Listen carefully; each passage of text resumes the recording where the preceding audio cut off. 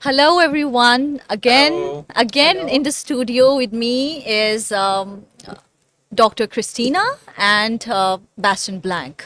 Let me introduce them first and then we can head towards the questions. Dr. Christina is a culture and heritage expert at UNESCO, somebody who has traveled across the world, and I'm going to ask her how has been her experience in Pakistan. Then moving further to the right is sitting Bastian Blanc, who has taken the charge as CEO of Hashoo Hospitality Group. So tell me, both of you, first starting with the ladies, yeah? So how has been your experience here in PTM?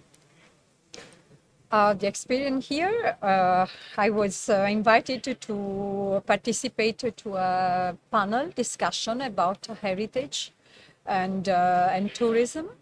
Of course, it has been interesting as usual to be with now friends on the same panel. Dr. Samad for Khyber Pakhtunkhwa, Cameron Lashari from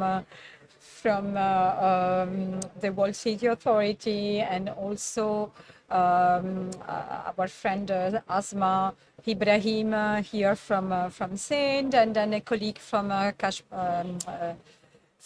Kashmir. So it has been interesting because it is always a good opportunity to discuss together about heritage and tourism and how we can develop good services in order to have people coming to Pakistan and enjoy the beauty of the country. So far, so It's going good. well, huh? Yes. Okay, Thank glad to you. hear that. Moving towards you, Bastian, you are somebody who has traveled this world far and across, and you have a first-hand experience of so many destinations. So, when I'm going to ask you this question of how do you view this destination, which is Pakistan, because you're based in Pakistan for quite some time. So, how has been the experience so far in this country? Well, the advantage of an event like today, the PTM, is that it's really a window to the world, showcasing the destination. As you mentioned, the Hashoo Group is the largest hospitality conglomerate in the country and one of the largest in Asia. And by next year, we'll have more than 60 hotels. So when you talk about developing a destination, the hotel part is one key element because you need to be able to host the people that will be visiting from domestically and internationally. But also you need to work on the infrastructure. So the advantage that you have in the country is that you have a huge natural landscape. As one of my friends said not so long ago, it's the steepest country in the world because you go from the sea level in Karachi up to 8,000 meters in the north. So it shows all the diversity that the country is offering. You go to the highest desert in the world next to Skardu.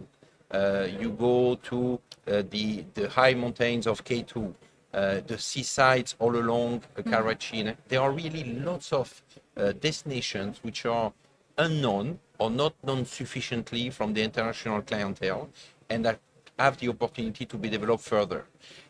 So when I talk to you about the hotels, you have the airlines as well, because what we need in order to develop this nation is to showcase it as we do here today, but also to enable the people to be able to visit. So the agreement with international airlines is key. Because it will bring those international partners to visit the country and to bring clients to visit the country as well.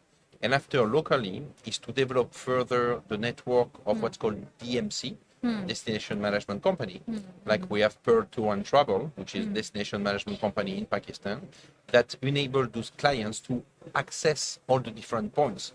Because as we know already from the UNESCO locations, many of those locations you cannot really fly there and just drive half an hour and be there. You need to drive around the country. So it's required to have the logistics strengthened with the DMC companies, with the roads, in order to support the development of tourism in the country. So you're talking it from the perspective of developing an entire ecosystem, At the having end the of the complete supply chain and facilitating it for everybody, be it domestic travelers or be it international ones. I think the problem that you might both be facing currently is the restrictions, not having the freedom to be going any part of the destination where you want to go without any approval. So I think from that point, it's quite challenging. Honestly, no restriction. No restriction, I've but been maybe We for, face for restrictions. because Yeah. that's the because we the need to the discuss restriction, that. And because restrictions are limited, no? Or most of them are limited to people who are diplomatic or have a link to international element. But for tourists, there are not that many restrictions. So, for instance, I've been going around normally. I mean, without any specific organization. Okay, this is your from experience. Munza down Okay. to Karachi, from Hyderabad, Quetta, Skardu. I've been going all over the country, driving a normal car Okay. without any challenge at all. But that's one of the limitations, actually, that we need to communicate as well to the outside world Yeah. when they think about coming to the country. Okay. Is that there are lots of opportunities for tourists to come. For instance, recently we have organized a tour of international golfers, because part of the properties that we manage, we have golfs in Bourbon, in Islamabad, in Multan. So we're able to organize tours for international golfers. They came, they landed, they went to play golf. Okay, it was a seamless challenge, experience. Seamless experience. Okay. For them, yes. You have a bit more road than what they were expecting originally, but nevertheless, the destination were much looked to them much different than what they were expecting. The experience that they had with, for instance, in Multan, with the only golf designed by Greg Faldo in the whole Asia, which is actually in Multan, right in the middle of our country. So they had an experience that really was at an international level, and they discovered some places as well, like traveling to Skardu, that they haven't seen anywhere else. So there is possibility to develop international clientele. Yes, you might have some restriction from some feeder markets or potential feeder markets, but many of the market can come to the country and travel without those restrictions. Christina, I would want to know your most memorable projects that you have done, because culture is also very much part of the sustainability, and sustainability is at core whatever you're doing in businesses, in hospitality industry. It's all about sustainability, and that component has become so much important. So I think both of you are doing it differently, but holding on to sustainability. You purely in the culture preservation segment component, and you probably in the environmental sense, and also in the local engagement. But first of all, I would want to have your perspective on that, your most memorable projects of your lifetime. I mean, here in Pakistan. You can give us a global perspective No, I mean, in Pakistan we are as in well. Pakistan, so I speak about Pakistan. Very nice of you. So, for example, at the moment we have a project going on in Makli, which is one of the World Heritage Sites, and it is a necropolis from a Mughal period. It is really something exceptional to see, not only for foreigners but also for the local public. It is really important that people understand how the Mughal were using the let's say they were building such mausoleums and bigger tomb to respect their death.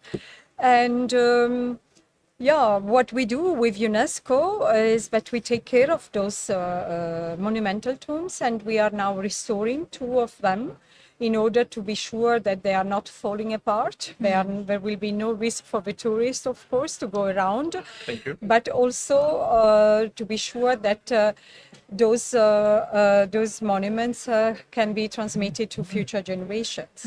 So I think what has to be done more, and it is not only UNESCO, but of course the local governments and the local associations and the communities, has to be some kind of interest in having this heritage preserved further, because we cannot constantly take care and launch restoration campaigns. So the rest has to be done at local level. And also guides has to be properly trained in order to be able to convey the messages that should be with correct information about the place, correct information about also some conservation issues, in order for the tourists to understand that certain behaviors are not Yes. to be Yes. used Yes. because heritage has to be preserved. And of course, there are many ways to enjoy a place without jumping on all the part of it. So this is a little bit of the role I'm doing at the moment. Also, there is another project in Lahore. It is about the renovation of the Lahore Museum. Okay. It is the biggest and oldest museum in Pakistan, the richest in terms of collection. Unfortunately, the presentation is not really up to standards yet. Okay. But we hope that we will go little by little in this direction. Museums, of course, are part of the reason why people are also coming and visiting cities and places. So they are part of those offers. And of course, they have to be at the standard so that if a tourist comes, being national or international, they deserve to have a correct information and be able to really see the heritage as should be enjoyed. So in a proper manner, well preserved and well also presented with all the information that are necessary in order to enjoy fully the heritage. So these are just two examples, but I could also give more, but just I think is enough to give you an idea about. I really like your critical observations. You know, these are very important for any transformation, or you can say improvisation. Viewing it from the lens of from a critical lens is very important to make it better. So I really hope the concerned authorities take this up seriously and make the experience and interaction much better and insightful and informative. Moving towards you, Bastian, Hashoo Group is also running a Hashoo Hospitality School, Correct. and it has been involved in many ventures that can support the local community, that can really educate the human resource. Let us know about that in a bit more detail. So yes, we do actually lots of things because our focus is really to support the communities which are part of the areas where we are developing tourism. Because at the end of the day, we can have the most beautiful sites, but if we don't engage the local community to understand the value, which is exactly what Doctor was saying, of what's around them, we're not going to be able to have something sustainable in the long term. So we work on something which is the regenerative tourism, and part of it Regenerative regenerative tourism. tourism. Part of it is, yes, planting trees, making sure they are cleaning up the areas, making sure that we coach people and train people on understanding the value of what's around them. But it's also teaching them skills for the longer term. So both with the Hashoo School of Hospitality, where we now have 5 campuses throughout the country, but we also have a cooperation with the Hashoo Foundation, where we are providing those vocational skills in the different communities in order to teach them how they can get a job in the hospitality. And people, when they think about job in the hospitality, they think about usually the same, the receptionist, the chef, the waiter. But within our industry, you have so much more than this. They never talk to you about commercial, sales, finance, marketing, and many other functions. So we are making sure through the school that we are growing the next generation of hoteliers throughout the country in the different provinces in order to bring them to the level where they will be able to be proud and have the right skill to support their environment and their communities. So that's a great work that we do in order to support the communities. And I'm spending time in those different colleges because it's really the best ways to develop the tourism in this country is really to invest much more time in growing the hoteliers of tomorrow, the people that will be invested in driving the tourism growth within the coming years. Okay. Can I ask you a question? Yes, please. Sure. In this school, We're having a tea. yeah, We are just yeah. discussing. In Yes. this school, do you have a lesson of heritage and art Very good question. and nature which is surrounding the Yes, area? that's So specifically on the UNESCO sites, we do not, as far as I know, which should be done. So now I know who is going to teach it. I'm delighted to meet you. Yeah. And for instance, in the campus that we have in Islamabad, the Yeah. campus is in Baria. Yes. And that will be totally one of the topics that we could add to the curriculum, because this curriculum, which is internationally recognized by CTH, which is an international station, that enables as well the people to grow in the country, but also to go internationally. So they go to UK as well, some of them to complete their diplomas. They go to Switzerland, some of them this year are going to go to Canada. So definitely adding somebody which is of a local or domestic and international value to them would be fabulous. So thank you, Doctor. Yes, because I think, thank you. I think it is fundamental for the students to receive a reason why they are doing this work. Because if there is a tourist is developed in a way or another, there is for sure either a natural site or an heritage site around. So first you need to understand what is this site, what is the importance, the characteristics, and also having an approach, because one day you might be posted in Punjab, one day we might be posted in Sindh, one day you might be outside your country and go to another place. But what is important is to understand the basics of why you need to let's say to work in this subject and what is important to know, because it cannot be disconnected. I mean, you cannot just receive the training about how to serve in a restaurant or how to, to welcome tourists in a hotel. You need to have a really knowledge about your environment, cultural and natural one. now. And sorry, but Yeah, to please. support this actually, because when we talk about education, we have to realize that in the country as well, there is a challenge of literacy, especially when we go to secondary tertiary cities.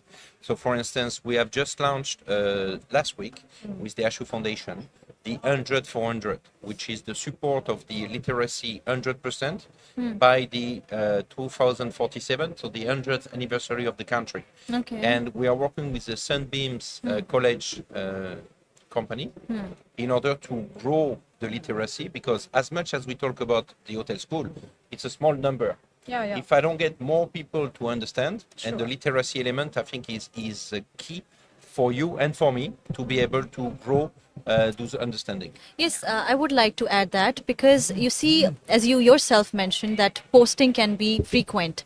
And if you talk about the digging, the archaeology being offered in Punjab is quite different with what is in Sindh and in KP. You see, in KP region, it's more on the Buddhist heritage side.